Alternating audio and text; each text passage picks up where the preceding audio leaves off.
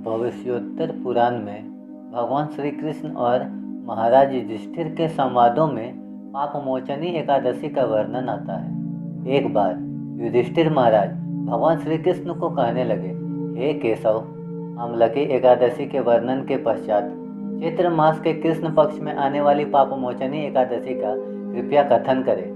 भगवान श्री कृष्ण ने कहा, हे राजन, बहुत वर्ष पहले लोमस ऋषि ने राजा मानधाता को इस पापमोचनी एकादशी की महिमा सुनाई थी। इस एकादशी व्रत के पालन से मनुष्य सब पापों से मुक्त होता है और जीवन के अनेक प्रकार के बुरे अनुभव से मुक्त होकर अष्ट सिद्धि को प्राप्त करता है। लोमस ऋषि ने कहा, बहुत पहले देवताओं का कोषाध्यक्ष कुबेर का अतिशय सुंदर चैत्ररथ नाम का एक मनोहर उपवन था। विशेष करके पूरे वर्ष भर वसंत ऋतु के जैसा उस उपवन का वातावरण रहता था। इसलिए स्वर्ग कन्या, किन्नर, अप्सराएं और गंधर्व हमेशा विहार के लिए वहां आते थे।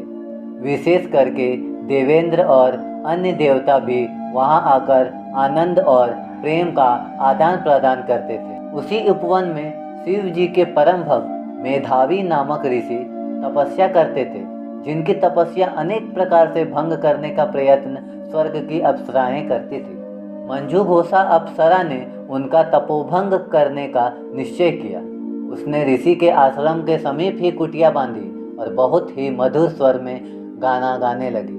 उसी समय शिव जी का शत्रु कामदेव भी शिव भक्त मेधावी ऋषि को जीतने का प्रयत्न करने लगे। शिव जी ने कामदेव को एक बार भस्म किया था। उसी का प्रतिशोध लेने के लिए कामदेव ने ऋषि के शरीर में प्रवेश किया। शुभ्र उपवेश धारण किए हुए मेधावी ऋषि च्यवन महर्षि के आश्रम में वास करते थे। कामदेव के शरीर में प्रवेश करते ही मेधावी ऋषि भी कामदेव जैसे ही सुंदर लगने लगे। उसी वक्त कामासक्त मंजू घोष उनके सामने आई। मेधावी ऋषि भी काम में घायल हो गए। उन्हें शिवजी की उपासना का विस्मरण हो गया और स्त्री संग में पूरी तरह मग्न हो गए। स्त्री संग में उन्हें दिन रात का भी विस्मरण हो गया। इस प्रकार अनेक वर्ष मेधावी ऋषि ने काम क्रीड़ा में बिताई। इसके पश्चात मधु घोष ने जाना कि मेधावी ऋषि का पतन हो चुका है और उसे अब स्वर्ग लौट जाना चाहिए। प्रणय में मग्न ऋषि को वह कहने लगी, हे ऋषिवर, कृपया करके मुझे स्वर्ग लोक में लौटने की अनुमति दीजिए। उस पर मेधावी ऋषि ने उत्तर दिया, हे सुंदरी, आज संध्या को तुम मेरे पास आई हो। आज रात यहाँ पर रहकर सुबह तुम लौट जाना। मंजू घोषा ने इस तरह और कुछ वर्ष बिताए।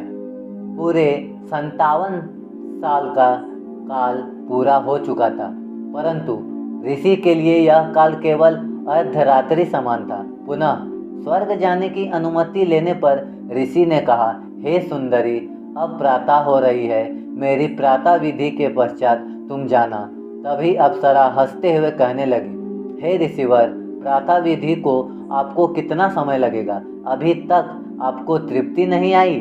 मेरे संग में आपके कितने वर्ष गुजर गए, इसलिए कृपा करके समय का ध्यान कीजिए। ये शब्द सुनते ही मेधावी ऋषि ने वर्षों की गणना की और कहा, अरे हे सुंदरी, मैंने अपने जीवन के 57 वर्ष व्यर्थ गंवा दिए। तुमने मेरे जीवन और तपस्या इन दोनों का नाश कर दिया। ऋषि के आंखों में आंसू आ गया और उन्होंने मंजू घोषा को साप दे दिया, हे दुष्ट, तुम्हें धिक्कार है। तुमने मेरे साथ चुड़ैल जैसा व्यवहार किया है, इसलिए तुम चुड़ैल बन जाओ। ऋषि से साप मिलने के बाद मंजू घोषा ने कहा, हे द्विजवर, कृपया ये कठोर साप आप वापस ले लीजिए। आप बहुत समय हमारे साथ रहे। हे स्वामी, कृपया दया कीजिए। इस पर मेधावी ऋषि कहने लगे, हे देवी, मैं अब क्या करूं? तुमने मेरी तपोशक्ति तथा तपोधन का नाश कर दिया है। फिर भी इस शाप से मुक्ति होने का उपाय सुनो। चैत्र मास के कृष्ण पक्ष के जो पापमोचनी एकादशी आती है, उस दिन इस एकादशी व्रत का कठोर पालन करने से इस पिशाच की योनि से तुम्हें मुक्ति मिलेगी। इतना कहकर मेधावी ऋषि ने अपने पिता च्यवन ऋषि के आश्रम लौट गए। अपने पतित पुत्र को देखकर च्यवन ऋषि को बहुत दुख हुआ। वे कहने लगे, हे पुत्र, तुमने ये क्या किया? एक स्त्री के लिए अपनी तपस्या नष्ट कर दी, अपना ही नाश कर लिया। उस पर मेधावी ऋषि ने कहा, मैंने दुर्भाग्य से एक अप्सरा का संग करके बहुत बड़ा पतन किया है। कृपया करके इस पाप का योग्य प्रायश्चित बताएं। पश्चाताप दग्ध पुत्र के शब्द सुनने के बाद च्वन ऋषि ने कहा, चैत्र मास के कृष्ण पक्ष की पापमोचनी एकादशी के व्रत पालन में तुम पापा मुक्त हो जाओगे। उत्साह और कठोरता से मेधावी ऋषि ने उस व्रत का पालन किया, जिसके प्रभाव से वे सभी पापों से मुक्त हुए। मंजू घोष को भी इस व्रत के पालन करने से अपने पूर्व रूप की प्राप्ति हो गई, जिससे वह स्वर्गलोक चली गई। यह कथा कहने के पश्चात लोमस ऋषि ने मानधाता राजा को कहा, हे प्रिय राजन, केवल इस व्रत पालन में सभी पाप नष्ट हो जाते हैं। इस एकादशी के महात्म पढ़ने से और सुनने से 1000 गाय दान करने का पुण्य प्राप्त होता है।